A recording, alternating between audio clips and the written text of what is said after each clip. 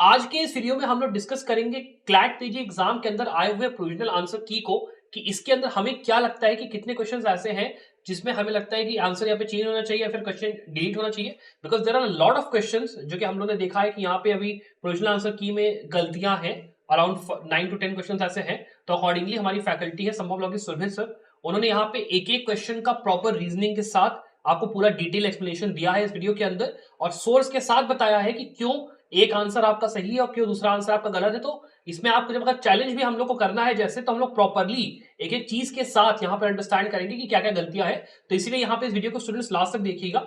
उसके साथ में यहाँ पे अगर आपको मान लो काउंसलिंग रिगार्डिंग कोई हेल्प चाहिए, कोई चीजें आपको पूछनी है, तो ये मेरा नंबर है 9555-896-908। इस पे आप मुझे कांटेक्ट कर सकते हैं। इसके ऊपर मैं आपके साथ अवेलेबल रहूंगा और आपको कोई भी डाउट हो गया मैं आपको वो करूंगा। और हमारे व्हाट्सएप और टेलीग्राम ग्रुप जरूर ज्वाइन करिएगा बिकॉज वहां पे आपका जब भी काउंसलिंग के अंदर में प्रोविजनल आंसर किया है या आपका प्रोविजनल जो कि जब इसके बाद जो फाइनल आपका वो आएगा उसके बाद आपका काउंसलिंग के अंदर में जो भी चीजें चलेंगी उसका पूरा हम लोग वहां पे अपडेट आपको रखेंगे। वैकेंसी राउंड की भी जो भी आपकी चीजें होंगी वो भी रहेंगी। तो व्हाट्सएप और टेलीग्राम पे जरूर से ज्वाइन करिएगा। अब चलिए बिना देर के वीडियो को यहाँ पे शुरू करते हैं। प्रोविजनल आंसर की क्लैट कंसोर्टियम के द्वारा अपलोड कर दी गई है, उनके द्वारा पब्लिश कर दी गई है। एंड अब हम आज डिस्कस करेंगे जो क्लैट की पीजी की जो प्रोविजनल आंसर की है उसको। एंड हमने जब आंसर की देखी तो कुछ क्वेश्चंस हैं जो डाउटफुल लग रहे हैं हमें भी, या कुछ क्वेश्चंस में जो आंसर्स हैं वो दिए क्लैट कंसोर्टियम ने कुछ और हैं एंड उसका जो आंसर है वो कुछ और होना चाहिए। तो वो हम डिस्कस करते हुए चलेंगे अपने इस वीडियो में। हम देखते हुए चलेंगे कि भाई कौन कौन से आंसर्स दिए हैं, पहले तो क्या क्या क्वेश्चंस थे उनके आंसर्स, एंड फिर क्या उनके प्रोबेबल राइट आंसर्स होने चाहिए। तो चलिए स्टार्ट करते हैं। हमारे पास जो सेट है वो सेट सी है, ओ सेट सी। अब चलिए, पैराग्राफ 1 था बिल्किस याकूब रसूल वर्सेस यूनियन ऑफ इंडिया पर बेस्ड। अब इसमें जो पहला क्वेश्चन था वो था on which grounds remission can be denied. ठीक है, तो अब कौन से ग्राउंड्स पर रिमिशन डिनाई करा जा सकता है, इसमें जो प्रोविजनल आंसर की का इसमें जो आंसर आया है ऑफ प्रोविजनल आंसर की, that is option number A. And हमारे हिसाब से भी जो ऑप्शन नंबर ए है वो करेक्ट होगा, on the description of the appropriate government. अब अगर मैं आपको इसकी रीजनिंग दूं कि भाई अप्रोप्रिएट गवर्नमेंट क्यों यहाँ पे स्टेट गवर्नमेंट क्यों नहीं हो सकता, तो उसका रीजन ये है कि कुछ ऑफेंसेस ऐसे हैं जिसमें कि जो सोली जो जुरिस्डिक्शन है वो किसके पास है, वो यूनियन गवर्नमेंट के पास है। अब चूंकि यूनियन गवर्नमेंट के पास है तो उन केसेस में, उन ऑफेंसेस में जो रेमिशन है वो कौन देगी, तो वो सेंट्रल गवर्नमेंट या यूनियन गवर्नमेंट देगी उन केसेस में रेमिशन। ठीक है, तो इस केस में भी चूंकि इन्होंने यहाँ पे एक बहुत जनरल क्वेश्चन पूछ लिया कि कौन से ग्राउंड्स पर रेमिशन डिनाई करा जा सकता है, तो on the description of the appropriate government आपको जो रेमिशन जो है आपका डिनाई किया जा सकता है। क्वेश्चन नंबर 2 देखिए, which of the following is not related to remission. इसमें से कौन सा रिलेटेड नहीं है रेमिशन से। ठीक है, अब ऑप्शन नंबर जो बी है ना, पहले क्लैट कंसोर्टियम का देख लेते हैं क्लैट ने क्या दिया है। तो क्लैट ने ऑप्शन नंबर इसका सी करेक्ट आंसर बोला है, बोथ ए एंड बी। लेकिन चूंकि ये पूछ रहे हैं कि इसमें से रेमिशन से रिलेटेड कौन सा नहीं है। ठीक है, अब इनका आंसर गलत यहाँ पे क्यों है, क्योंकि जो ये केस है ना शरद चंद्र राभा वर्सेस खगेंद्र नाथ AIR 1961 SC 334, ये डायरेक्टली रिलेटेड है किससे, रेमिशन से। अगर कोई ये कहे कि भाई इस केस में रेमिशन की तो बात ही नहीं करी गई है, इस केस में रेमिशन कोई मुद्दा ही नहीं था, ठीक है, तो इसका एक ये प्रूफ देख लीजिए। ये ये इसका डॉक्यूमेंट है एंड इसका ये देखिए हेड नोट में इसके क्या लिखा है, election dispute, disqualification, conviction by court, rejection of nomination paper, remission of sentence by government if operates as reduction of sentence by the court. इसमें by the honourable supreme court at length discuss करा गया है कि भाई रेमिशन of sentence का आखिरकार क्या एक इम्पैक्ट होता है, ठीक है। मेजरली जो केस था या केस का जो एक इनिशिएशन था या जो मेजर कॉज था ना, that was the election dispute. लेकिन आप ऐसा नहीं कह सकते कि ये केस रेमिशन से रिलेटेड ही नहीं है। कंसोर्टियम ने क्या कहा कि साहब ये केस रेमिशन से रिलेटेड ही नहीं है, ठीक है। या तो इनको इस क्वेश्चन में ना, या तो इनको अपने इस क्वेश्चन में, या तो इनको ये लिखना था कि भाई कौन कौन से एस्पेक्ट, या क्या ये एस्पेक्ट कौन कौन से केसेस में डिस्कस नहीं करे गए हैं, ठीक है।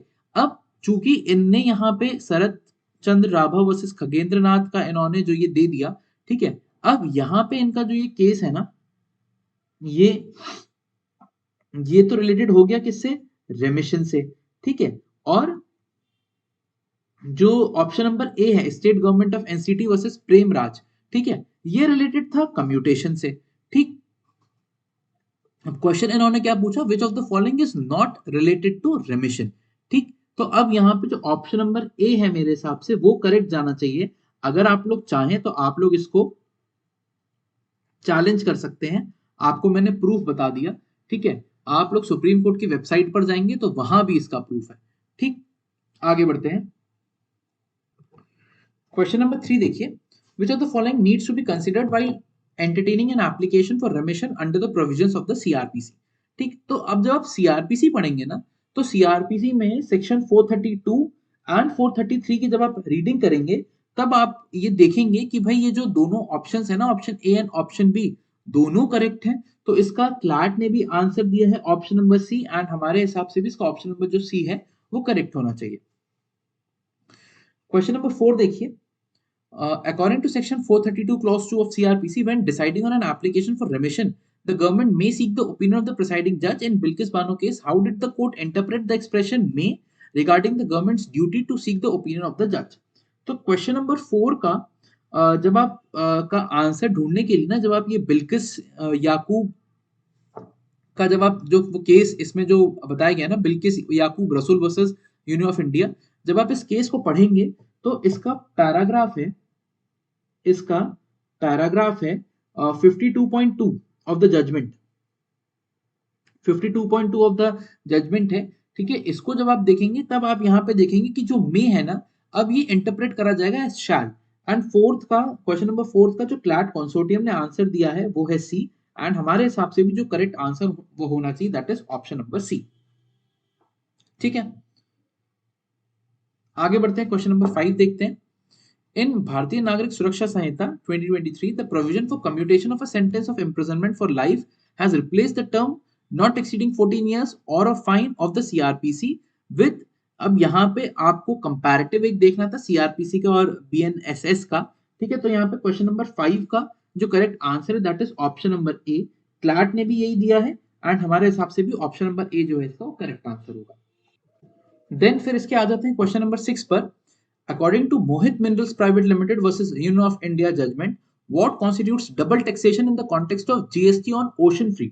अब देखिए ये जो वर्डिंग यूज कर रहे हैं ये क्या कर रहे हैं, what constitutes double taxation in the context of GST on ocean freight, ठीक है। जो आंसर दिया है that is option number B, ये जो क्लैट वालों ने आंसर दिया that is option number B, tax not payable on ocean freight under the RCM for CIF imports, ठीक है। अब यहां पे इन्हें क्वेश्चन क्या पूछा देखिए कि क्या कॉन्स्टिट्यूट करता है डबल टैक्सेशन को, ठीक है। क्वेश्चन क्या है, व्हाट कॉन्स्टिट्यूट्स डबल टैक्सेशन, ये क्या कह रहे हैं, tax not payable on ocean freight under the RCM for CIF imports, ये ऑप्शन नंबर बी बता रहे हैं। अगर यहाँ पे होता है ना tax payable on ocean freight under the RCM for CIF imports, अब चूंकि यहाँ पे नॉट लगा हुआ है तो मेरे हिसाब से इसमें जो इसको अगर आप चाहें तो आप इसको भी चैलेंज कर सकते हैं, ठीक है। एंड मेरे हिसाब से जो करेक्ट आंसर जाना चाहिए that is taxing the importer for both the goods and services separately. Question number 7 का, एक सेकेंड और रुकिएगा जी, इसमें ऑप्शन डी भी नहीं जाएगा, है ना। इसका जो एक जो करेक्ट इसका जो मैं अगर आपको इसका मैं मोर करेक्ट आंसर अगर मैं आपको बता पाऊं, है ना, तो यहाँ पे इन्होंने पूछा है कि डबल टैक्सेशन आखिरकार है क्या in context of GST on ocean free, and ये जो इन्होंने ऑप्शन बी में लिखा है ना ये तो उस पर्टिकुलर जजमेंट में हेल्ड हुआ है कि now tax is not payable on the ocean fleet under the RCM for CIF and ports, but ये डबल टैक्सेशन नहीं है। ठीक है, अगर यहाँ पे होता tax payable on ocean fleet under the RCM for CIF and ports, तब जाके ये डबल टैक्सेशन होता। ठीक है, तो इस पूरे क्वेश्चन को अगर आप चैलेंज करना चाहें तो आप चैलेंज कर सकते हैं अगर चाहें तो। अदरवाइज ऑप्शन वैसे ऑप्शन नंबर मतलब ए सी और डी उतने रेलेवेंट नहीं है या उतने करेक्ट नहीं है जितना ऑप्शन नंबर बी है, लेकिन अगर यहाँ पे नॉट नहीं होता देन फिर ये करेक्ट होता मेरे हिसाब से। आगे बढ़ते हैं, क्वेश्चन नंबर 7 देखते हैं। The importer should not be liable to pay GST on ocean freight under the reverse charge mechanism if they are not the direct recipient of the service. Reasoning इसकी क्या है? The reverse charge mechanism is intended to shift the tax burden from service providers located outside India to the service recipients within India. So question number 7 का जो consortium ने answer दिया है that is option number A, and हमारे हिसाब से भी option number जो इसका ए है वो करेक्ट होगा। क्वेश्चन नंबर 8 देखते हैं। Consider the following statements regarding the Mohit minerals private limited versus union of India. Supreme court ruled that imposing GST on ocean freight charges under the reverse charge mechanism leads to double taxation. देखिए अब यहाँ पे ना ये आ गया, देखिए यहाँ पे उन्होंने अपना ऊपर का आंसर यही दे दिया। The supreme court ruled that imposing GST on ocean freight charges under the reverse mechanism leads to double taxation। ठीक है, यहाँ पे इनने क्या पूछा, व्हाट कॉन्स्टिट्यूट्स डबल टैक्सेशन। अब यहाँ पे क्या कह रहे हैं, tax not payable on ocean freight under the RCM for CIF imports. ठीक है, तो ये डबल टैक्सेशन वो थोड़ा ना है। और जबकि डबल टैक्सेशन जब जो है तो डबल टैक्सेशन क्या है कि GST on ocean freight charges under the reverse charge mechanism leads to double taxation. ठीक है, सेकंड क्लॉज को देखिए, the importer not being the direct recipient of the service should not be liable to pay the GST on ocean freights. The judgment emphasized that tax laws must have proper legislative backing to prevent contravention of fundamental rights. So question number 8 का जो correct answer जो consortium ने दिया है that is option number D 1, 2 and 3। And हमारे हिसाब से भी ये तीनों ही जो पॉइंट्स हैं ये करेक्ट है, तो उसका करेक्ट आंसर जाएगा option number D. Question number 9 देखिए। Consider the following statements. The reverse charge mechanism shifts the tax liability from the service provider to the service recipients. The principle of single taxation was violated by imposing GST on ocean freight charges already included in the cost of imported goods.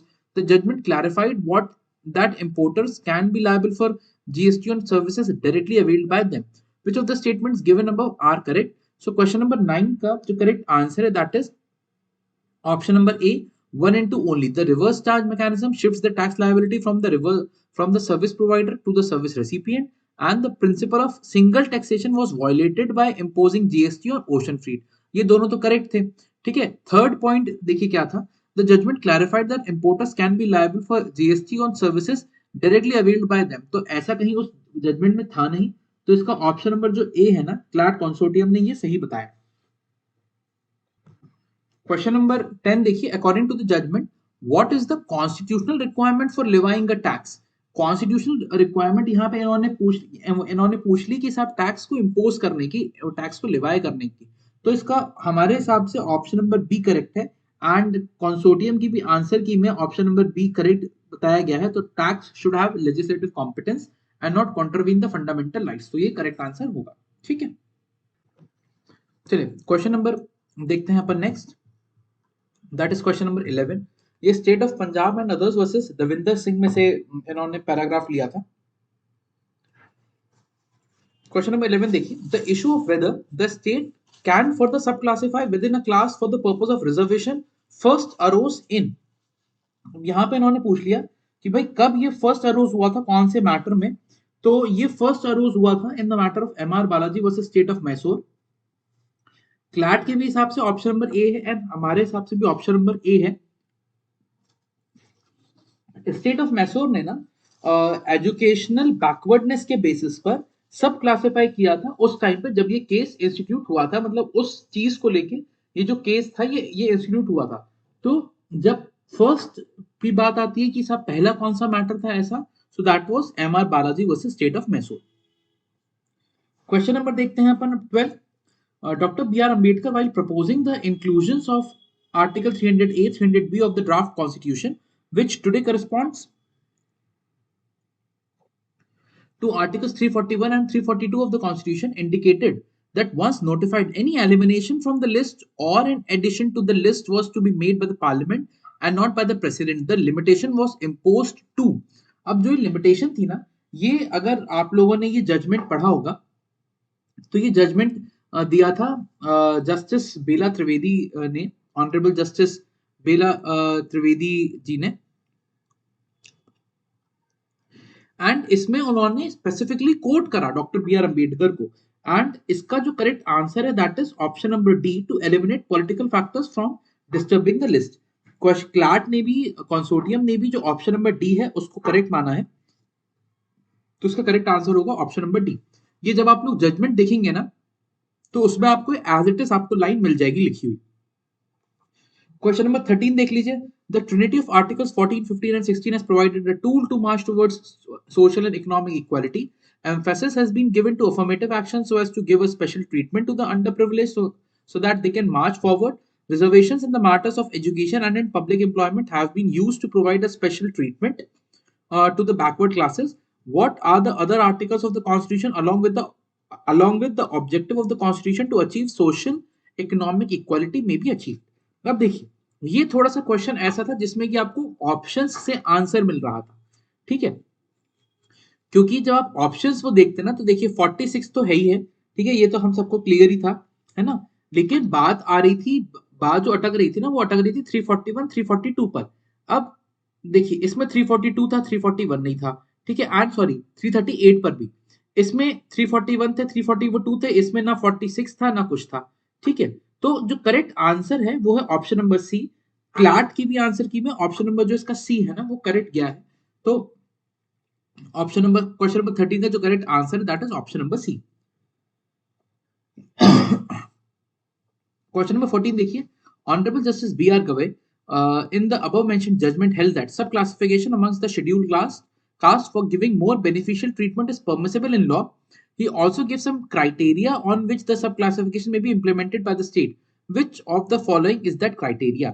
अब criteria यहाँ पे पूछा गया है, तो question number 14 का जो option number D है वो करेक्ट है, ऑल ऑफ द अबव। अब इसका आंसर देखने के लिए ना आपको पूरा का पूरा जो जजमेंट है ना आपको वो गो थ्रू करना पड़ेगा, क्योंकि उन्होंने पूरा का पूरा क्राइटेरिया दिया था, ठीक है, तो ये सब उनके जजमेंट में आपको ये सब लिखा हुआ मिल जाएगा, ठीक, तो इसके लिए उनका जजमेंट रेफर करना जरूरी है, तो इसका ऑप्शन नंबर जो डी है वो करेक्ट है।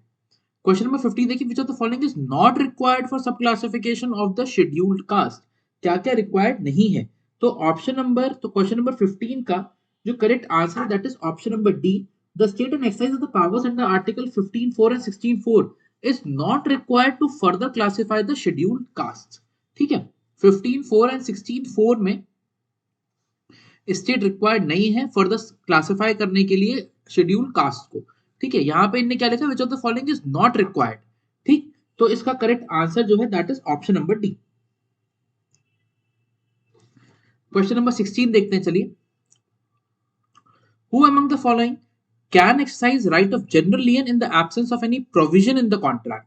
ठीक है, कॉन्ट्रैक्ट के किसी भी प्रोविजन की एब्सेंस में कौन कौन है इनमें से जो राइट एक्सरसाइज कर सकता है, किसका, जनरल लियन का, ठीक है। तो क्वेश्चन नंबर 16 का जो करेक्ट आंसर दिया है क्लैट ने that is option number C 1 and 3, factors and वॉफिंजर्स, ठीक है। देखिए अब यहाँ पे ना जो आंसर है ऑप्शन नंबर डी का वो भी हो सकता था, ठीक है, मैं यहाँ पे वर्ड कर रहा हूँ वो भी हो सकता था, लेकिन वो ऑप्शन नंबर डी इन्होंने इस बारे नहीं दिया, क्योंकि जब आप कॉन्ट्रैक्ट एक्ट का जब आप 171 ऑनवर्ड जब आप पढ़ेंगे ना तो ब्रोकर्स है, तो यहाँ पे जो वर्ड है ना that is policy brokers, and जो अटॉर्नीज है तो अटॉर्नीज ऑफ हाई कोर्ट है, ठीक है। अब चूंकि यहाँ पे इन्होंने ये नहीं लिखा तो इस मारे जो करेक्ट आंसर है, अगर आप वर्ड टू वर्ड जाए, लाइन टू लाइन जाए, तो जो करेक्ट आंसर होगा that is option number C होना चाहिए। तो यहाँ पे क्लैट का जो आंसर है वो मोस्ट अप्रोप्रिएट है, ठीक है। क्वेश्चन नंबर 17 देखिए।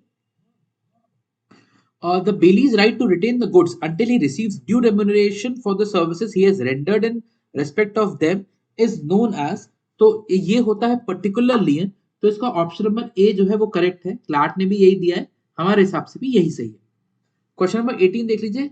With respect to bailment, a banker has a right to a particular lien on the fixed deposit, has a right to a general lien on the fixed deposit, has a right to a general lien on the savings account, has no right to a lien on the savings account or fixed deposits.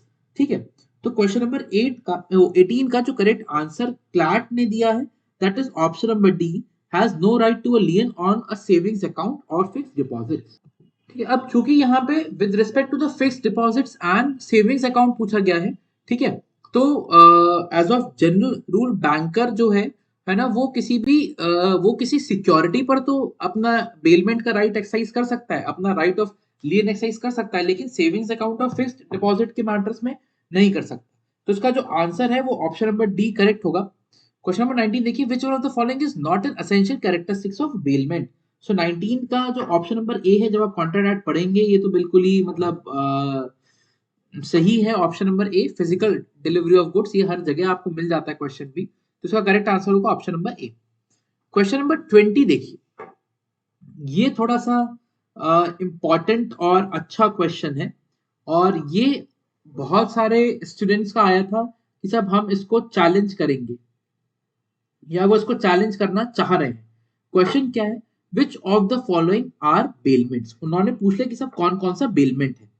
Option उन्होंने दिया, देखिए जो मतलब एक section of students है, ठीक है, और वैसे भी मतलब तो giving car for valet parking, option number A 90% बच्चा कह रहा है साहब इसका ऑप्शन नंबर ए होगा answer, giving car for valet parking.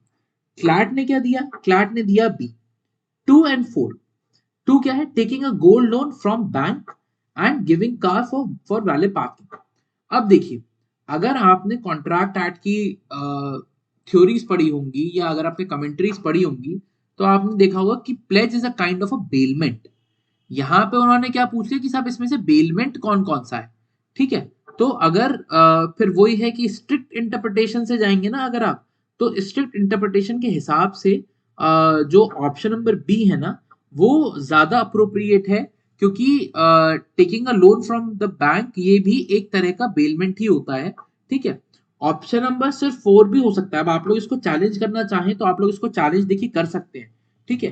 And आपको ये बताना पड़ेगा कि साहब taking a gold loan from a bank is a kind of a pledge and it is not a bailment, ठीक है। लेकिन अब उनने कहां से दिया निकाल के, है ना, क्योंकि और प्लेज भी एक तरीके का बेलमेंट ही होता है वैसे तो, बट अब चूंकि क्वेश्चन आ गया, ठीक है, अब इस क्वेश्चन का हमें भी आंसर कुछ ना कुछ करना है।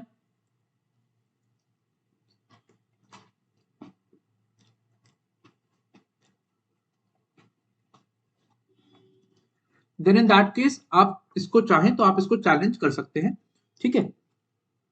But you have to prove that taking a gold loan from a bank is a pledge and not a bailment, ठीक, ये आपको प्रूव करना पड़ेगा। क्योंकि बहुत सारे क्वेश्चंस में क्या हुआ है ना, कि मतलब बहुत सारे एग्जाम्स में क्या होता है, कभी ऐसा सेम क्वेश्चन आता है, कभी ऑप्शन नंबर ए आंसर जाता है, कभी ऑप्शन नंबर बी आंसर जाता है, ठीक है। तो अब वो देखना पड़ेगा कि अब क्लैट वाले क्या मानते हैं। आगे फर्दर बढ़ते हैं अपन आगे।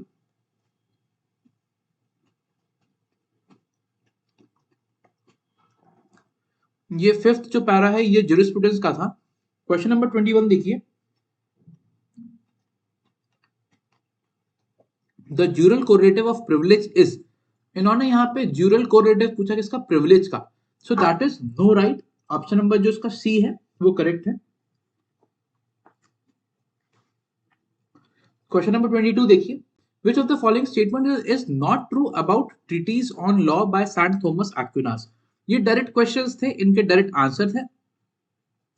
अब इसमें जो ऑप्शन नंबर बी था ना कि he belong to the historical school of jurisprudence, ठीक है, ये गलत है, तो इसका ऑप्शन नंबर जो बी है वो करेक्ट होगा। क्वेश्चन नंबर 23 देखिए, who said right is an interest which is to be recognised, protected and enforced by law. So question number 23 का जो करेक्ट आंसर है that is option number A, Roscoe Pound, ठीक है। कोई कोई इसका ऑप्शन बी भी लगा रहे हैं, सालमेंट कह रहे हैं, है ना, तो इसको आप देख लीजिएगा। वैसे तो ऑप्शन नंबर ए इसका करेक्ट है, बट इन केस अगर आपको चैलेंज करना हो, ठीक है, तो आप इसको देख सकते हैं, अदरवाइज इसका option number A well and good है, चैलेंज करने से कोई फायदा नहीं होगा। आगे बढ़ते हैं, question number 24, Which of the following theories can be identified as a theory of right? So theory of right will theory थी, तो 24 का जो करेक्ट आंसर है that is option number C. CLAT ने भी कंसोर्टियम ने भी ऑप्शन नंबर सी ही करेक्ट आंसर बताया है. क्वेश्चन नंबर 25 देखते हैं. Consider the given statements. Rights in rem are the rights in the things of others, also called encumbrances. Rights in re propria means the right available against the whole world. Right in personam means the rights in one's own things. Question number 25 का जो correct answer है that is option number D. And CLAT consortium ने भी option number D ही इसका correct answer बताया है. अब आ जाते हैं इंटरनेशनल ऑर्गेनाइजेशंस पे, थोड़ा सा इंटरनेशनल लॉ के क्वेश्चंस पे. क्वेश्चन नंबर 26 देखिए. The convention on international civil aviation is applicable only to. किस पे एप्लीकेबल था? तो ये एप्लीकेबल था सिर्फ सिविल एयरक्राफ्ट पर. तो इसका 26 का जो करेक्ट आंसर है that is option number B. And consortium ने भी ऑप्शन नंबर बी ही करेक्ट बताया है. Meaning of the Latin phrase ex aequo et bono as in legal term is. 27 का जो करेक्ट आंसर है दैट इज क्लैट ने बताया है option number A, according to equitable and good. ठीक है, एक्स एक्यो एट बोनो का जो क्लैट ने आंसर बताया दैट इज ऑप्शन नंबर ए. ठीक है, पर हमारे हिसाब से इसका जो आंसर जाना चाहिए था that is option number C. हमारे हिसाब से इसका जो आंसर जाना चाहिए था ना that is option number C, both A and B, according to equitable and good and on the basis of equity and fairness. ठीक है, ये दोनों ही होते हैं इसका मतलब, क्योंकि ये लैटिन फ्रेज है. लैटिन को जब आप इंग्लिश में कन्वर्ट करते हैं तब उसके मीनिंग्स निकलते हैं. अब आपके क्लैरिफिकेशन के लिए एक ये जजमेंट है करसन भाई कचर भाई पटेल HUF अहमदाबाद वर्सेस, एक सेकंड रुकिएगा, versus the ITO ward 531 Ahmedabad. Income tax appellate tribunal का ये जजमेंट है. एंड इसमें देखिएगा क्या बताया गया है. देखिए, it ought to be refunded ex equo et bono. It is a Latin phrase which means what is just and fair or according to equity and good conscience. ठीक है, something to be decided ex equo et bono is something that is to be decided by principles of what is fair and just. ठीक है, तो अब आप यहां से अब आप एक वो ले सकते हैं इस क्वेश्चन को चैलेंज करने का. और ऐसे बहुत सारे जजमेंट होंगे जहां आपको ऐसा मिल जाएगा, तो एक सोर्स मिल जाएगा आपको ऐसे इस क्वेश्चन को चैलेंज करने का. तो इन्होंने 27 का जो करेक्ट आंसर दिया है that is option number C, sorry that is option number A, but correct answer होगा option number C. Question number 28 देखते हैं. The economic and social council consist of 54 members of the United Nations elected by the general assembly distributed as African states and Asia Pacific states, Eastern Europe, Latin American और all of the above. तो question number 28 का जो correct answer इन्होंने दिया है that is eastern European, western European and other states. So इसका option number जो B है ये बताया है क्लैट कंसोर्टियम ने. ठीक है, अब हमारे हिसाब से इसका जो करेक्ट आंसर होना चाहिए that is option number D. हमारे हिसाब से इसका जो करेक्ट आंसर जाएगा ना that is option number D, all of the above. क्यों जाएगा इसका आप एक प्रूफ देख लीजिए. ECOSOC members, the council's 54 members government are elected by the General Assembly for overlapping 3-year terms. Seats on the council are allotted based on geographical representation with 14 allotted to African states, 11 to Asian states, 6 to Eastern European states, 10 to Latin American and Caribbean states and 13 to Western European and other states. अब ये क्या कह रहे हैं अपने answer में कि साहब जो इकोसॉक है, जो 54 मेंबर्स है ना, वो सिर्फ eastern European, western European and other states में डिवाइडेड है. लेकिन ऐसा नहीं है. अफ्रीकन स्टेट्स है, एशिया पैसिफिक स्टेट्स है, eastern western European and other states है and Latin American and Caribbean states के अंदर डिवाइडेड है. तो क्वेश्चन नंबर 28 का आंसर बी ना जाके डी जाएगा. इसको भी आप क्या कर सकते हैं, इसको भी आप चैलेंज कर सकते हैं. ठीक है, मैंने आपको वो बता दिया वे आउट की साहब कैसे आप चैलेंज करेंगे, क्या बताएंगे, आपको क्या शो करना पड़ेगा. ठीक है, वो आपको देखना पड़ेगा. क्वेश्चन नंबर 29 देखिए. Under which article of the UN charter general assembly में establish a subsidiary organ as it deems necessary for the performance of its function.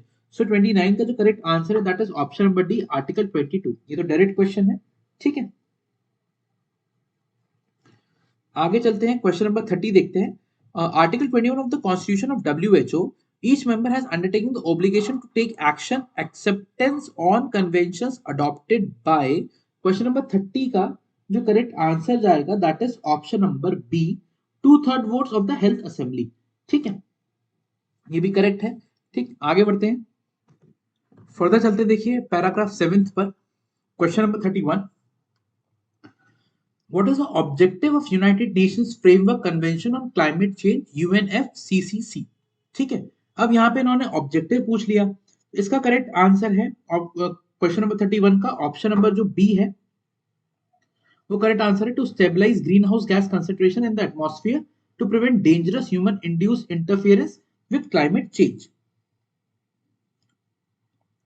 आगे बढ़ते हैं, क्वेश्चन नंबर 32 देखते हैं, Which of the following sustainable development goals specifically addresses the climate change? अब यहाँ पे ये डायरेक्ट क्वेश्चन इन्होंने पूछ लिया कि जिसने देखा होगा जिसको याद होगा वेल एंड गुड, नहीं होगा तो फिर ऐसे क्वेश्चंस में दिक्कत आई होगी उन स्टूडेंट्स को। क्वेश्चन नंबर 32 का जो करेक्ट आंसर है that is option number B, SDG 13। Question number 33 देखते हैं, In which of the following cases the Supreme Court held that any disturbance of the basic environment elements, namely air, water, soil, which are necessary for life, would be hazardous to life within the meaning of Article 21 and Article 48A and 51AG must be interpreted in the light of Article 21? कौन से case में कहा गया था ये? तो इसका question number 33 का जो करेक्ट आंसर है जो इन्होंने दिया है that is option number B, MC Mehta versus Kamal Nath 2000 SC। ठीक है, क्वेश्चन नंबर 33 का जो करेक्ट आंसर जो क्लैट ने बताया है वो बी है, लेकिन हमारे हिसाब से इसका ऑप्शन नंबर सी भी करेक्ट होगा। ठीक है, तो इसका एक ऑप्शन नंबर सी भी करेक्ट होना चाहिए। ठीक, इसको आप चाहें तो आप इसको भी आप चैलेंज कर सकते हैं। ठीक है, अगर आप इस बार क्लैट पीजी 2026 एग्जाम की तैयारी कर रहे हैं तो आप हमारा कंप्लीट रिविजन कोर्स जरूर चेकआउट कर सकते हैं। इस कोर्स के अंदर 5499 रुपीज में हम लोग आपको पूरा कॉम्प्रिहेंसिव स्टडी मटेरियल रीडिंग वाला और video lectures for all the foundational subjects आपके प्रोवाइड करते हैं। अलॉन्ग विद दैट आपको मॉक पेपर्स मिल जाते हैं 15 टोटल फुल लेंथ के, जिसमें आपके जितने फॉर्मेट होते हैं, चाहे आपका 12 पैराग्राफ 10 क्वेश्चन का फॉर्मेट है, 20 पैराग्राफ का, 24 पैराग्राफ का, ये पूरा यहाँ पे आपको रहता है। डिफिकल्टी काफी अच्छी रहती है। अलॉन्ग विद दैट 100 आपको सब्जेक्ट वाइज सेक्शनल मॉक्स मिल जाते हैं जो कि आप अलग अलग सब्जेक्ट्स के लिए अपना नॉलेज टेस्ट करने के लिए लगा सकते हैं। अलॉन्ग विद दैट आपके जितने important comprehensive landmark case laws होते हैं और जो रीसेंट केस लॉज होते हैं पिछले 5 साल के, ये हम लोग आपको पूरा पूरा प्रोवाइड करेंगे। तो अगर आपको इस कोर्स में एनरोल करने का सोचना है और खास करके हमारे पास्ट के ट्रैक रिकॉर्ड को अगर आप देखते हुए सोच रहे हैं और साथ में मेंटरशिप के लिए मैं खुद वहां पे आपके साथ अवेलेबल हमेशा रहूंगा, तो अगर आपको कोई भी चीज पूछनी है कि सर कैसे तैयारी करनी है, कैसे हमें काउंसलिंग, कोई भी हेल्प चाहिए, मैं हमेशा वहां पे आपके साथ रहूंगा अलॉन्ग द जर्नी। तो अगर आपको एनरोल करना है 5499 में, ये कोर्स आपके लिए बहुत ज्यादा बेनिफिशियल है। और उसके साथ में अगर मान लो आप केवल ये भी चाहते हो कि मेरे को एलिट पीजी एग्जाम जो एनएलयू दिल्ली का है वो, एंड अलॉन्ग विद दैट आपका ILI का एग्जाम हो गया, अलीगढ़ मुस्लिम का हो गया, CVT एग्जाम हो गया, IIT खड़गपुर हो गया, इनकी भी तैयारी आपको अगले साल 2025 में आपको मान लो एग्जाम देना है, तो आप हमारा ये वाला कोर्स चेकआउट यहाँ पे डेफिनेटली कर सकते हैं 6499 में। इस कोर्स के अंदर पूरा क्लैट पीजी 2026 एलिट पीजी पूरा कवर्ड है, ये पूरा कवर्ड है, पूरे आपको केस लॉ समरीज, पूरा आपको जितने भी वीडियो लेक्चर्स हैं, स्टडी मटेरियल पूरा यहाँ पे अवेलेबल रहेगा। तो अगर आपको देखना है डेफिनेटली आप चेकआउट इसको कर सकते हैं। आगे बढ़ते हैं, चलिए क्वेश्चन नंबर 35 देखते हैं, which of the following protocol focuses at limiting global temperature rise by reducing carbon emissions and combating the climate change? So question number 35 का जो करेक्ट आंसर जो दिया है हमको that is option number C, the Paris agreement. इसका जो correct answer आएगा that is option number C, the Paris agreement. ठीक है, फर्दर आगे चलते हैं, 8th पैराग्राफ देखते हैं, MC Mehta versus union of India 1987 में से इन्होंने यहाँ पे ये दिया हुआ है पैराग्राफ। क्वेश्चन नंबर 36 देखते क्या है, in which of the following cases the term epistolary jurisdiction was first used in India? India में फर्स्ट की बात हो रही है, तो 36 का जो करेक्ट आंसर जाएगा that is option number A, fertilizer corporation Kamgar union versus union of India. ठीक है, तो क्वेश्चन नंबर 36 का जो करेक्ट आंसर है that is option number A. Question number 37 देखिए, which of the following offenses under the IPC has strict liability connotation? तो इसका option number D correct है। ठीक है, जब आप IPC देखेंगे तो उसमें एडल्ट्रेटेड फूड ड्रिंक्स बेचने पर ना स्ट्रिक्ट लायबिलिटी कनोटेशन है, मतलब strict, वो ऑफेंस स्ट्रिक्ट लायबिलिटी वाला है। तो जो करेक्ट आंसर है that is option number D. Question number 38 देखिए, the rule of law is that the person who for his own purpose brings on his land and collects and keeps there anything likely to do mischief if it escapes must keep it in at his peril, and if he does so do not and if he does not do so is prima facie answerable for all the damage which is the natural consequence of its escape। Question number 38 का है, ये rule किसने evolve करा था यहाँ पे ये पूछ रहे हैं। तो इसका जो करेक्ट आंसर है that is justice Blackburn. Question number 39 देखिए, the rule of lance versus Fletcher is not applicable. तो 39 का जो करेक्ट आंसर जाएगा that is option number D, all of the above. Question number 40 देखिए, in India the absolute liability theory on basis of injuries caused by hazardous industries was propounded by। Question number 40 का जो correct answer है that is justice PN Bhagwati, chief justice. ये taught के simple questions थे, ठीक है। अब आ जाते हैं क्वेश्चन नंबर 41 पर। According to supreme court judgment, what is the most important factor in determining whether an activity constitutes an industry. क्या एक्टिविटी इंडस्ट्री कॉन्स्टिट्यूट करती है या नहीं करती है। सो इसका जो करेक्ट आंसर है ना that is option number B, when there are multiple activities carried out by the establishment its dominant function has to be considered. ठीक है, ये जब आप ये जजमेंट पढ़ेंगे ना, Bangalore water supplies versus A Rajappa and others, ठीक है, तो इसमें ये आपको बिल्कुल क्लैरिफाई हो जाएगा। इसका जो करेक्ट आंसर है that is option number B. Question number 42 देखिए, which of the following best describes the broader impact of the judgment. अब यहाँ पे ब्रॉडर इंपैक्ट की बात कर रहे हैं, तो इसका ऑप्शन नंबर बी करेक्ट है। क्लैट ने भी यही दिया है, it extended labour protections to a broader spectrum of workers. Question number 43 देखिए, which of the following best describes the term industry as defined by the Supreme Court in this judgment। ठीक है, अब industry को best describe क्या कर रहा है, तो 43 का जब आप बी देखेंगे ना, any systematic activity organised by cooperation between an employer and employees for producing and distributing goods and services। so this best describes the term industry as per the Supreme Court।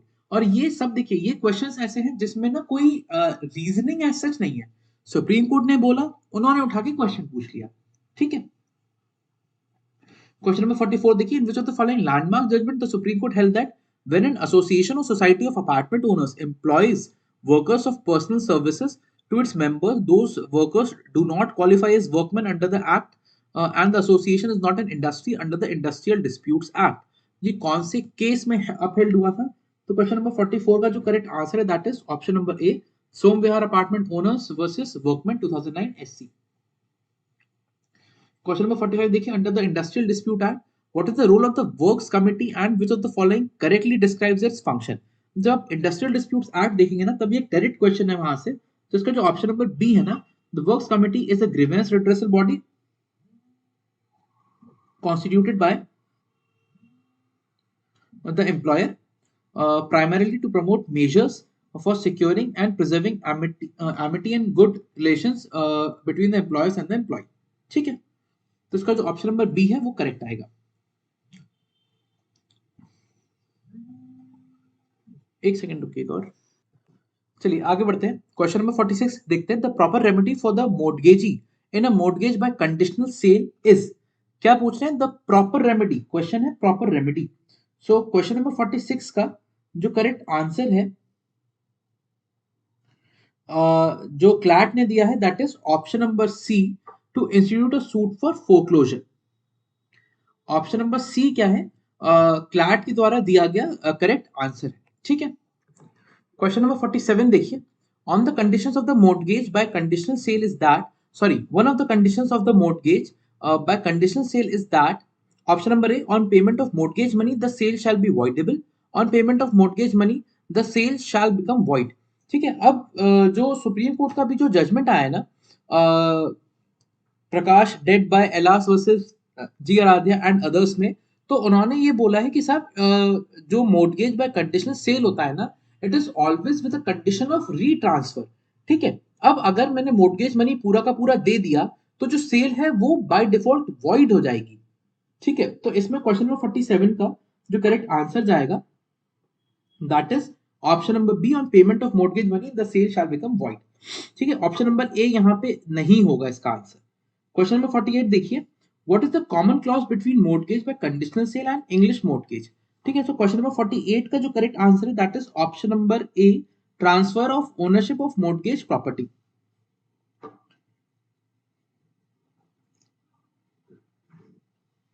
इसमें ऑप्शन नंबर ए करेक्ट है। Question number 49 देखिए, what is the limitation period in case of mortgage by conditional cell. तो question number 49 का जो correct answer है that is option number B, 12 years. Question number 50 देखिए, which of the following expresses the distinction between a mortgage by conditional sale and a sale with the condition of repurchase. So question number 50 का जो correct answer दिया है क्लार्क ने that is option number C, and option number C यहाँ पे जो जो अवेलेबल आंसर्स है उसमें मोस्ट अप्रोप्रिएट आंसर भी है। ठीक है, आगे बढ़ते हैं। क्वेश्चन नंबर 51 देखिए, in which of the following cases it was held by the supreme court addressed shareholders rights, RB's roles in judicial intervention। Question number 51 का जो करेक्ट आंसर है that is option number A, life insurance corporation of India versus Escorts limited. तो जब आप ये देखेंगे तो इसमें एज इट इज लिखा हुआ है, इसमें बहुत ज्यादा कोई एक्सप्लेनेशन नहीं है हमारे पास भी। ठीक है, आगे चलते हैं। क्वेश्चन नंबर 52 देखिए, the extent to which a corporation as a legal person can be held criminally liable for its acts and omissions and for those of the natural persons employed by it is called. Question number 52 का जो correct answer है that is option number C, corporate criminal liability. आगे बढ़ते हैं। Question number 53 देखिए, in which of the following cases the constitutionality of insolvency and bankruptcy code 2016 was upheld bye the supreme court. ये भी एक direct case law है ना, कि कौन से केस में अपहेल्ड करा था। तो 53 का जो करेक्ट आंसर है that is option number D, Swiss ribbons में करा था। ठीक है, क्वेश्चन नंबर 54 देखिए, a director other than a managing director और अ होल टाइम डायरेक्टर और a nominee director who does not have any material or pecuniary relationship with the company slash directors other than the remuneration is called। अब ऐसे directors को क्या कहते हैं। तो question number 54 का जो करेक्ट आंसर है that is option number C, ऐसे लोगों को इंडिपेंडेंट डायरेक्टर कहते हैं। जब आप कंपनी लॉ देखेंगे ना तो कंपनी लॉ में मतलब ये बेसिक सी चीजें हैं, ये मान लीजिए कि बेसिक सा कंसेप्ट है जो आपसे पूछा गया था। ठीक है, क्वेश्चन नंबर 55 देखिए, which among the following is not a duty of a director of the company. कौन से मतलब कौन सी वो ड्यूटी डायरेक्टर की नहीं होती है ना, इज नॉट अ ड्यूटी पूछा गया था। सो क्वेश्चन नंबर 55 का जो करेक्ट आंसर है that is option number C, duty to call upon the shareholders to attend the board meetings. ठीक है, तो क्वेश्चन नंबर 55 का जो करेक्ट आंसर है that is option number C. आगे चलते हैं, देखिए हाँ, क्वेश्चन नंबर 56 देखते हैं। Under the Indian evidence act 1872 in cases with the burden of proof lies on the prosecution which of the following accurately reflects the relationship between section 101 and 106 of IEA. ठीक है, question number 56 का जो correct answer है that is option number A, section 106 is an exception to section 101। ठीक है, जब Indian evidence act जब आप देखेंगे ना तो उसकी लैंग्वेज से ही 101 एंड 106 की लैंग्वेज से ही ये रिफ्लेक्ट हो जाता है कि ये एक्सेप्शन है किसका, 101 का। क्वेश्चन नंबर 57 देखिए, any person in section 106 of the Indian evidence act refers to. Question number 57 का जो करेक्ट आंसर है that is a party to the suit of proceeding. ठीक, ये भी एक डायरेक्ट क्वेश्चन था। क्वेश्चन नंबर 58 देखिए, in which of the following in which of the recent following cases supreme court expounded the principles relating to applicability of section 106 of evidence act. अब 106 evidence act का ये question directly आ गया कि साहब कौन से case में सुप्रीम कोर्ट ने एक्सपाउंड करे हैं प्रिंसिपल्स। तो क्वेश्चन नंबर 58 का जो करेक्ट आंसर जाएगा that is option number A, Anees versus state government of NCD 2024 SC. ठीक है, तभी अब जैसे देखिए ऐसे जो क्वेश्चंस आ जाते हैं ना, यही तभी हमें लगता है जो जरूरत है ना लैंडमार्क केसेस या रीसेंट लैंडमार्क केसेस या रीसेंट इंपॉर्टेंट जजमेंट पढ़ने की। तो क्या ये डायरेक्ट क्वेश्चंस जो ऐसे आ जाते हैं ना, ये थोड़ा सा इजीली हम आंसर कर पाएंगे। ठीक है, आगे बढ़ते हैं। What is the phrase presumptions are like bats flitting in the twilight but disappearing in the sunshine of facts indicate. तो 59 का जो करेक्ट आंसर है that is option number A, presumption shifts the burden of proof to the party against whom the presumption operates, but the burden shifts back to the original party once rebutting facts are presented. ठीक है, तो इसका option number जो ए है वो correct जाएगा। देखिए अब ऐसे जो क्वेश्चंस होते हैं ना, इनमें आपको ये चारों आंसर पढ़ने पड़ेंगे, ये चारों जो ऑप्शंस जो दिए गए ना आपको ये सब पढ़ने पड़ेंगे, फिर इनसे द बेस्ट सूटेबल जो भी होगा ना, द बेस्ट सूटेबल, ठीक है, तो 99% ऑफ द केसेस में जो बेस्ट सूटेबल होता है वही आंसर होता है। ठीक है, क्वेश्चन नंबर 60 देख लीजिए, which of the theories emanate from section 106 of the Indian Evidence Act? Question number 60 का जो आंसर है that is option number B 2 and 3, theory of reverse burden of proof and doctrine of last seen together. ठीक है, तो इसका जो answer है वो ये है। अब जो क्वेश्चन नंबर 60 है ना, मैं तो कह रहा हूं कि इसको स्टार मार्क करके आप इसको वेरी इंपॉर्टेंट आप इसको नोट कर लीजिएगा। अब ये हो सकता है आगे आने वाले और भी आपके जितने भी क्वेश्चन पेपर्स होंगे ना, उसमें इन दोनों में से कोई एक डॉक्ट्रिन पूछ लें सेक्शन 106 के लिए, ठीक है, या थ्योरीज पूछ लें, तो अब इसको मार्क करके चलिएगा। ठीक है, आगे बढ़ते हैं। Question number 61, which one of the following statement is correct with respect to the granting of pardon by the president?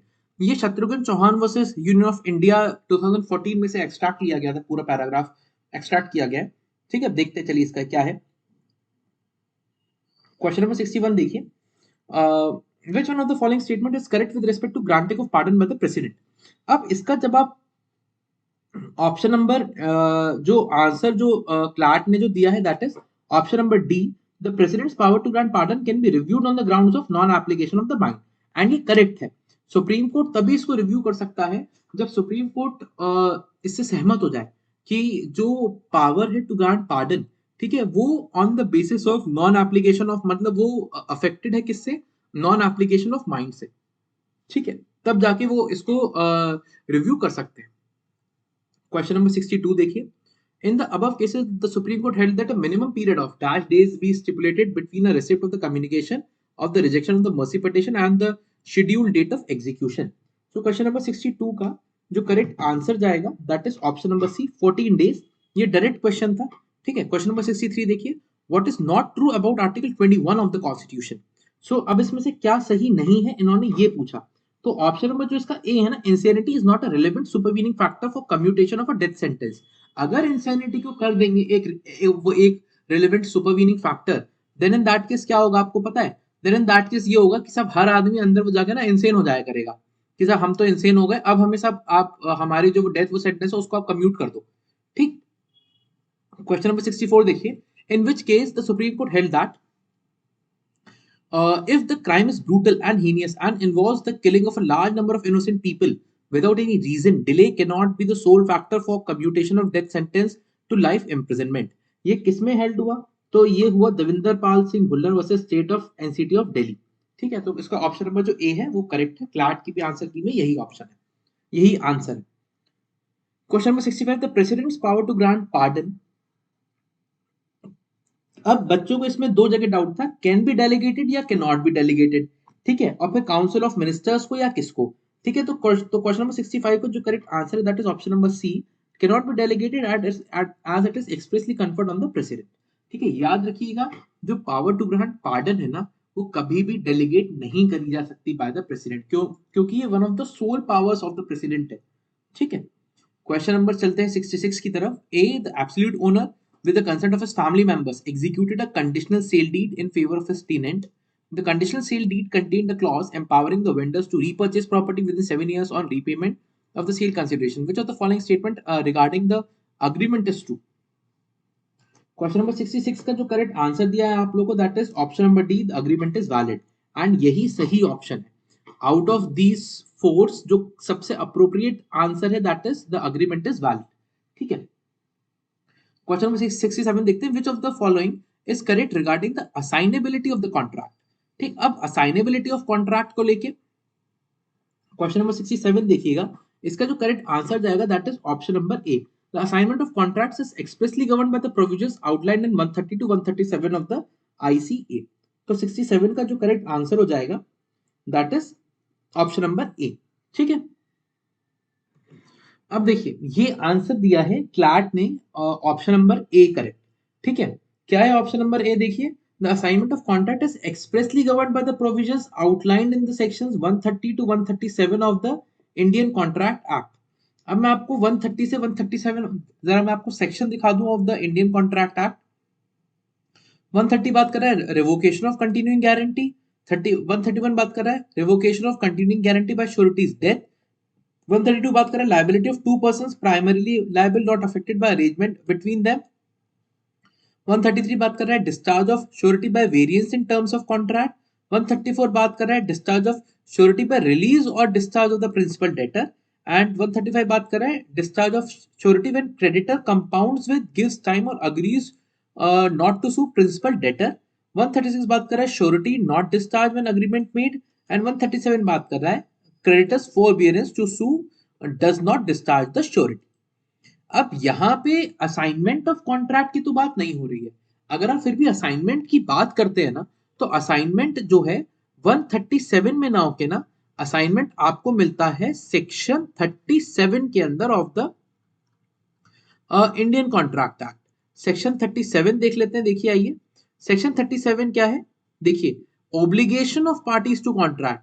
अब जहां पे असाइनमेंट की बात है ना तो देखिए किसको असाइन हो रहा है, प्रोमिसेस कहां गया, ये देखिए यहाँ देखिए promises bind the representative of the promisors in case of death of such promisors before performance unless a contrary intention appears from the contract.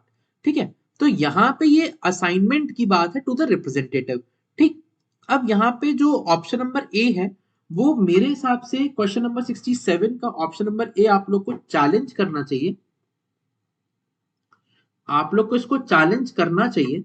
ठीक है, एंड मेरे हिसाब से जो करेक्ट आंसर जाना चाहिए ना क्वेश्चन नंबर 67 का, वो जाना चाहिए option number C, party to contract can not transfer his liabilities under the contract without the consent of the other party.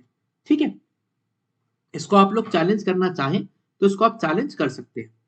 Question number 68 देखिए, who among the following is not representative in interest for the purpose of obtaining specific performances. Question number 68 का जो correct answer है that is option number D, rank trespasser as an intermeddler. ठीक है, आगे चलते हैं। Question number 69 देखिए, consider the following statement, the benefit of a contract is assignable in cases where it can make no difference to the person on whom the obligation lies to which of two persons he is to discharge it। Question number 69 का जो correct answer है ना that is option number C दिया है CLAT consortium ने 69 का C, that is third is correct only, the contractual right for the payment of money और to building work do not involve personal considerations and are not contracts of personal nature. हमारे हिसाब से जो option number 1 and 2 है वो भी सही है। ऑप्शन नंबर 2 देखिए क्या है, हाँ 2 देखिए क्या है, a contract which is such that the promisor must perform it in person involving personal considerations or personal skill or qualifications are by their nature not assignable। अब अगर मैं ये कह रहा हूं कि साहब मैं आपकी पेंटिंग खुद बनाऊंगा, आप लोगों ने ऐसा एग्जाम्पल भी देखा होगा, ठीक है, अब मैं उसको असाइन कैसे कर सकता हूं, ठीक है, अब मैं उसको असाइन कैसे कर सकता हूं, तो मेरे हिसाब से ऑप्शन नंबर यहाँ पे डी होना चाहिए इसका करेक्ट आंसर। ठीक है, और ये भी एक आप लोग को क्वेश्चन मिल गया चैलेंज करने के लिए, तो आप लोग इसको भी चाहें तो आप लोग इसको चैलेंज कर सकते हैं। क्वेश्चन नंबर 69 को भी आप चैलेंज कर सकते हैं अगर आप लोग चाहें तो। क्वेश्चन नंबर 70 देखिए, कंसीडर द फॉलोइंग स्टेटमेंट। अब 70 देखिए, 70 का जो करेक्ट आंसर दिया है क्लार्क ने that is option number C, 2 and 3 are correct. 2 क्या है, a contract the performance of which involves the performance of a continuous duty which the court can not supervise is not specifically enforceable। ठीक है, third देखिए क्या है, after the amendment act of 2018 a contract of for non performance of which compensation is an adequate relief is not specifically enforceable। ठीक है,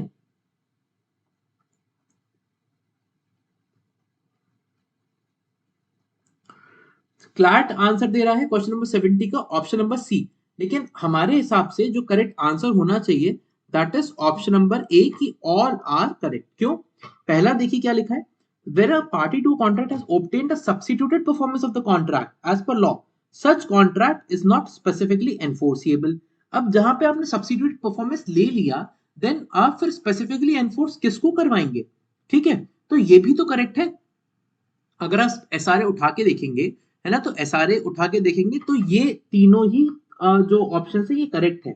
where a party to a contract has obtained substituted performance of a contract as per law, such contract is not specifically enforceable. ठीक है, 2 और 3 तो correct है ही, ये तो CLAT भी मान रहा है, तो इसको भी आप चाहें तो आप इसको चैलेंज कर सकते हैं। ठीक है, और इसको चैलेंज कीजिएगा, ये आपका ये नंबर बढ़ाएगा आपके। ठीक है, आगे बढ़ते हैं, 71 देखते हैं question number. Which of the following is not a committee set up by SEBI? अब कौन सी कमेटी है जो कि सेबी ने सेटअप नहीं करी है? अच्छा एक सेकंड और रखिएगा, स्पेसिफिक परफॉर्मेंस वाले क्वेश्चन का ना एक ये देख लीजिए, आपको आंसर मिल जाएगा। In terms of the provisions contained in section 14 of the SRA, the following contracts cannot be specifically enforced where a party to a contract has obtained substituted performance of the contract in accordance with the provisions of section 20। ठीक है, ये देख लीजिए पूरा पूरा ये direct है और इसको ये गलत बता रहे हैं। ठीक, तो इसको आप लोग, मैं तो कह रहा हूं कि इसको बिल्कुल चैलेंज करिएगा, यानी आप लोग के फेवर में ही जाएगा आंसर। ठीक है, आगे बढ़ते हैं, क्वेश्चन नंबर 71 देखते हैं। Which of the following is not a committee set up by SEBI? ठीक, अब सेबी कौन सी कमिटी को सेटअप नहीं करता है? 71 का जो करेक्ट आंसर है that is option number B, competition advisory committee. तो इसका ऑप्शन नंबर जो बी है वो करेक्ट है। क्वेश्चन नंबर 72 देखिए, which among the following is not a function of SEBI? अब यहाँ पे सेबी का कौन सा फंक्शन नहीं है ये कह रहे हैं, तो 72 का जो करेक्ट आंसर है that is option number B, prohibiting and regulating self regulatory organisations. ठीक है, कुछ खास नहीं है, डायरेक्ट क्वेश्चंस थे ये सब। क्वेश्चन नंबर 73 देखिए, इसका करेक्ट आंसर है option number C. Question number 74 देखिए, the process by which an organization thinks about and evolves its relationship with stakeholders for the common good and demonstrate its commitment in this regard by adoption of appropriate business processes and strategies is called। So question number 74 का जो correct answer है that is option number B, corporate social responsibility. Question number 75 देखिए, in which of the following cases did the court struck down the attempt of the government to nationalize banks and pay minimal compensation to the shareholders? ठीक है, तो 75 का जो correct answer जाएगा that is option number B, RC Cooper versus union of India. ये direct question है, इनका direct answer है। ठीक है, अब Jaswinder Singh versus and another versus Surjit Singh से एक केस, ये उन्होंने पूरा पैराग्राफ एक्सट्रैक्ट करा है। ठीक है, तो क्वेश्चन नंबर 76 देखिए, according to the passage which is the most indispensable consideration in deciding the matters of custody of the child? Question number 76 का जो करेक्ट आंसर है that is option number D, environment conducive to the development of the moral and ethical values. ठीक है, ये जो matters है ना custody of child के, इनके बारे में कोर्ट्स टाइम टू टाइम ना बहुत सारे क्या कहना चाहिए कि अपने ना मतलब वो जारी करता रहता है कि साहब ये भी मैटर देखना चाहिए, ये भी ध्यान में रखना चाहिए। ठीक है, क्वेश्चन नंबर 77 देखिए, the provision of custody of child under the Hindu minority and guardianship act 1956 gives, option number इसका डी करेक्ट है, preferential consideration to mother in case the child is below 5 years of as.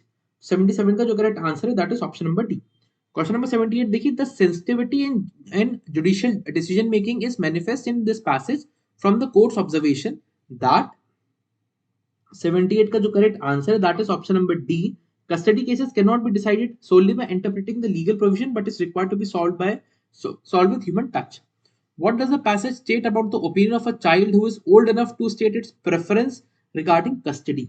तो 79 का जो correct answer है that is option number C, the child's preference must be considered but the court is the final deciding authority regarding the custody।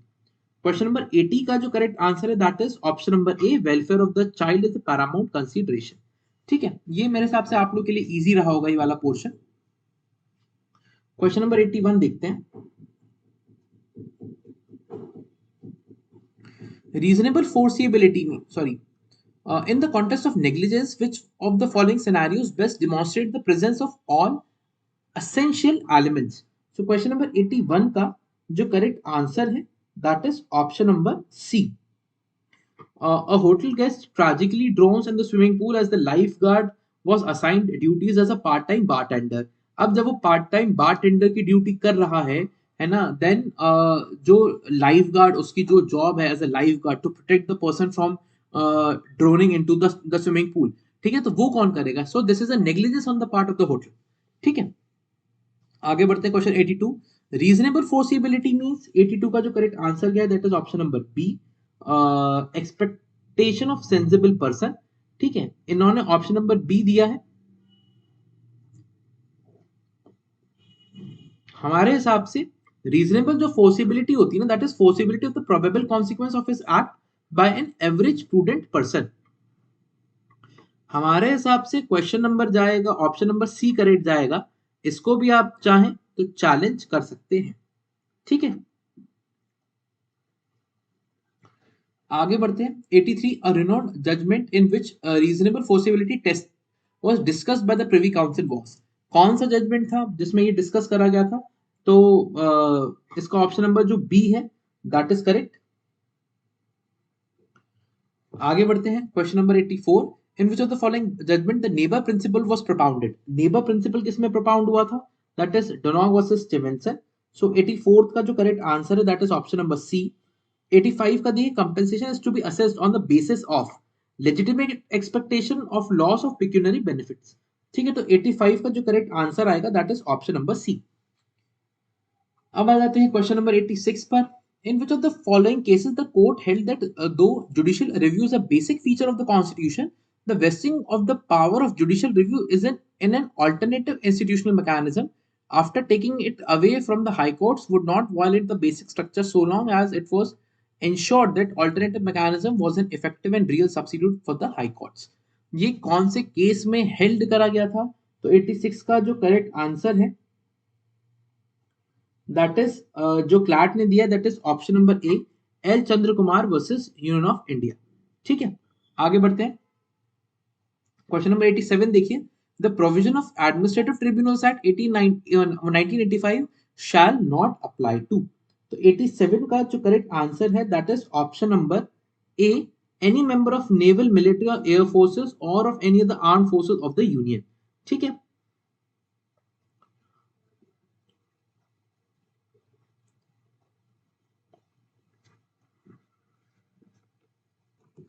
I guess आप लोग को यहाँ पे एक और क्वेश्चन मिल गया है चैलेंज करने के लिए। इसको भी आप चाहें तो आप इसको चैलेंज कर सकते हैं, क्योंकि इसका ऑप्शन नंबर जो डी है ना वो करेक्ट होगा। क्या लिखा है देखिए, the provisions of administrative tribunals act 1985 shall not apply to पूछ रहे हैं। क्या है देखिए, the administrative tribunals act 1985 option इसका सेक्शन नंबर 2 पढ़िए, act not to apply to certain persons, any member of naval, military, air force और armed forces, any officer or servant of the Supreme Court or of any High Court, any person appointed to the secretarial staff of the either house of the Parliament। ठीक है, तो इसको base बना के आप इसको भी चैलेंज कर सकते हैं आप चाहें तो। ठीक है, और इसको भी चैलेंज करिएगा, आपके फेवर में आंसर जाएगा। तो ऑप्शन नंबर इसका डी करेक्ट है, ए गलत है। इसको भी आप चैलेंज कर सकते हैं। ठीक है, क्वेश्चन नंबर 88 देखिए, the first tribunal established in India is. First tribunal पूछ रहे हैं जो कि एस्टैब्लिश हुआ है इंडिया में, तो that is option number D, income tax appellate tribunal इसका करेक्ट आंसर। 89 देखिए, articles 323A and 323B of the Indian Constitution for the establishment of the tribunal to adjudicate disputes in specific matters. While both articles deal with tribunals, there are key differences in their scope and application. Which of the following statement correctly reflects the distinction between Article 323A and 323B? तो 89 का जो correct answer है that is option number A.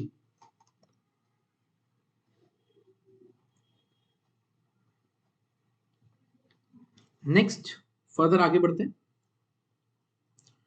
The national green tribunal act was passed in the year. So question number 90 का जो correct answer है that is option number D, 2010।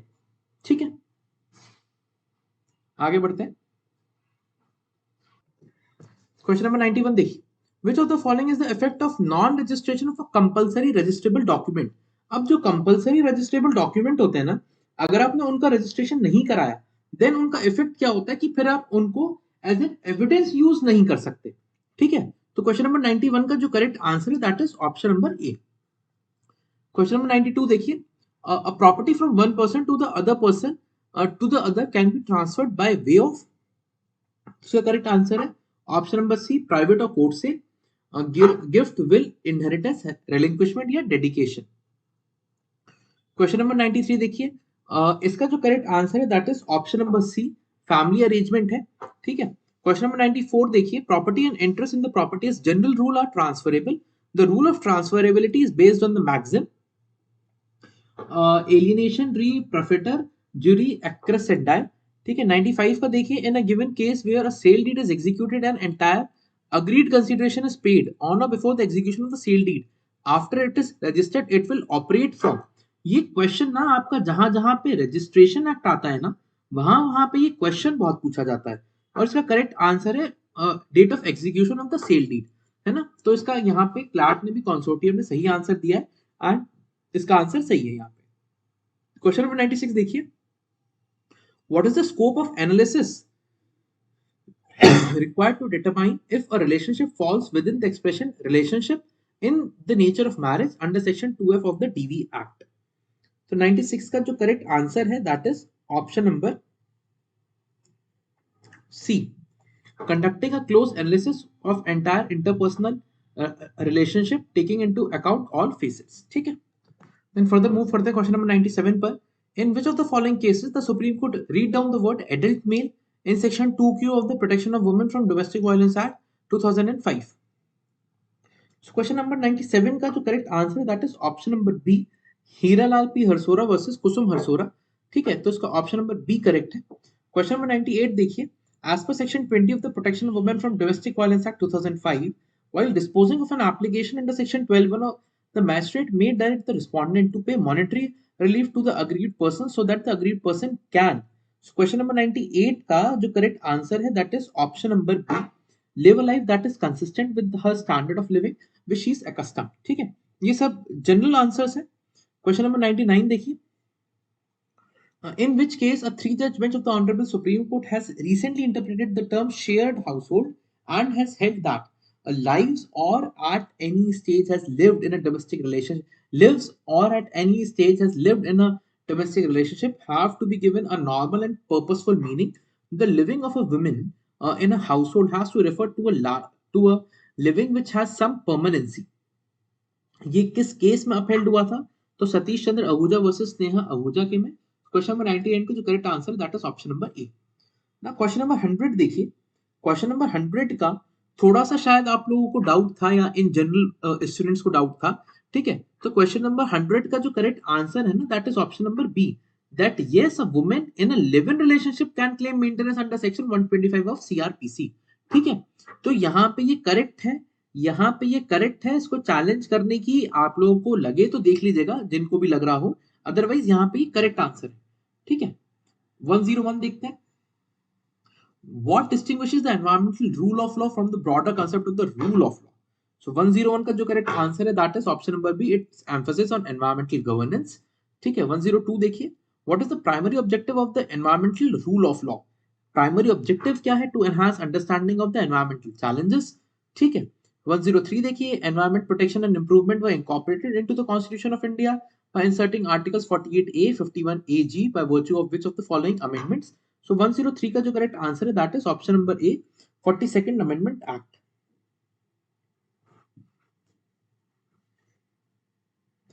ठीक है, आगे बढ़ते हैं.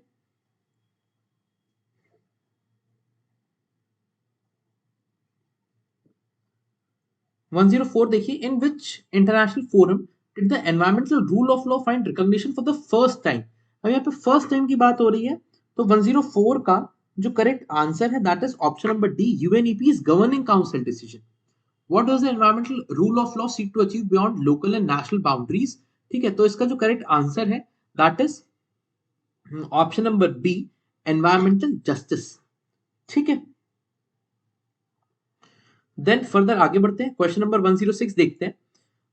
Which principle of international criminal law ensures that individuals regardless of their position or rank can be held accountable for committing serious international crimes.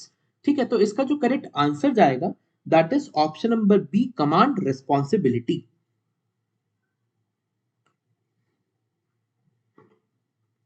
ठीक है, ये as per ये जो जजमेंट था प्रोसिक्यूटर वर्सेस डोमिनिक ऑंगविन, ठीक है, ये इसके बेसिस पर आंसर्स हैं सारे. In the context of international criminal law, what does the principle of individual criminal responsibility entail? So that is इसका आंसर भी ऑप्शन नंबर बी है, individuals can be held personally liable for committing war crimes, crimes against humanity and genocide. ठीक है, आगे बढ़ते हैं. 108 देखिए, the concept of crimes against humanity includes which of the following acts as exemplified in the prosecutor versus Dominic Ongwen case. So 108 का जो correct answer है that is option number B, enslavement, forced marriage and sexual violence. ठीक है, ये अगर आप लोग paragraph पढ़ते हैं ना तो ये उसमें से भी आप लोग को क्लियर हो जाता. 109 देखिए, what is the significance of the principle of complementarity in the context of International Criminal Court ICC. ठीक है, तो 109 का जो करेक्ट आंसर है that is option number A. The ICC can prosecute cases only when national jurisdictions are unwilling or unable to do so. ठीक, 1010 देखिए, 110 देखिए. Which of the following statements best describes the significance of the prosecutor versus Dominic Ongwen case in the context of international criminal law? इसका जो correct answer है that is option number B. It marks the milestone in addressing sexual and gender-based violence and exploitation of the children in armed conflicts. ये अगर आप B paragraph पढ़ते तो आपको clear हो जाता है ये. 111 देखिए, which principle is applied in the judgment. तो इसका ऑप्शन नंबर बी करेक्ट है, audi alteram partem, natural justice. ठीक है, क्वेश्चन नंबर 112 देखिए, non disclosure of material invalidates the order if. 112 का जो करेक्ट आंसर है that is option number C, the material was relevant for the purpose of adjudication. 113 देखिए, real and effective opportunity in the context of this judgment refers to the right to know the evidence against oneself. ठीक है, option question number 114 देखिए, which of the following requires compliances with the rule of fair hearing. So 114 का जो correct answer है that is option number C, notice issued by disciplinary authority. Question number 115 देखिए, which of the following statements is false, proving prejudice to the party concerned is necessary to quash a quasi judicial order on the ground of a non disclosure of evidence.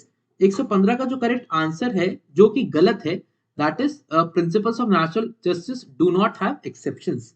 ठीक है, 116 में देखिए, चलिए last, what does Fuller refer to the term promulgation. ठीक है, 116 का जो correct answer है that is option number C, the clear communication of laws to those effect they have, to those they affect. Which of the following best describes the central issue in the Hart-Fuller debate? So 117 का जो correct answer जाना चाहिए हमारे हिसाब से and as per CLAT भी, so that is whether law and morality are inherently connected. 118 देखिए, what was Lon Fuller's main criticism of Hart's legal positivism. 118 का जो करेक्ट आंसर है that is option number B. And 119 देखिए, why does Fuller argue that legal standards should be free from contradictions? So इसका जो correct answer है that is option number C, to maintain respect for law and ensure consistency. ये भी सही है. 120 देखिए, last question, which of the following best describes the concept of internal morality in law according to Lon Fuller. So 120 का जो correct answer है that is option number B, law should be explained with clarity and precision. ठीक है, सो यहां तक हुआ हमारा पूरा का पूरा पेपर का डिस्कशन. ठीक, अब जो जो क्वेश्चंस मैंने आप लोग को बताए हैं चैलेंज करने के लिए वो एक बार आप लोग और देखते चलिएगा. और अगर आप लोग को और कुछ भी लगे कि जैसे हम कुछ बताना भूल गए हैं, कुछ रह गया है, ठीक है, so then in that case आप हमें वो बताइएगा जो भी हो. ठीक है, हाँ जी, तो अब आपके जो क्वेश्चंस चैलेंज के लिए हैं दैट इज क्वेश्चन नंबर 2 अगर आपको चैलेंज करना हो, क्वेश्चन नंबर 6 आप चैलेंज कर सकते हैं, क्वेश्चन नंबर देन आप चैलेंज कर सकते हैं जो है क्वेश्चन नंबर 20, क्वेश्चन नंबर 20 आप चैलेंज कर सकते हैं, क्वेश्चन नंबर 27 आप चैलेंज कर सकते हैं, क्वेश्चन नंबर 28 आप चैलेंज कर सकते हैं. ठीक है, क्वेश्चन नंबर 67, 69 एंड 70.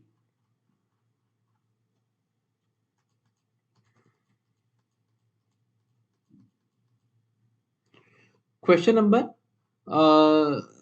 67 आप चैलेंज कर सकते हैं, 69 चैलेंज कर सकते हैं, 70 चैलेंज कर सकते हैं आप. ठीक है, and then question number 82 and 87 आप चैलेंज कर सकते हैं.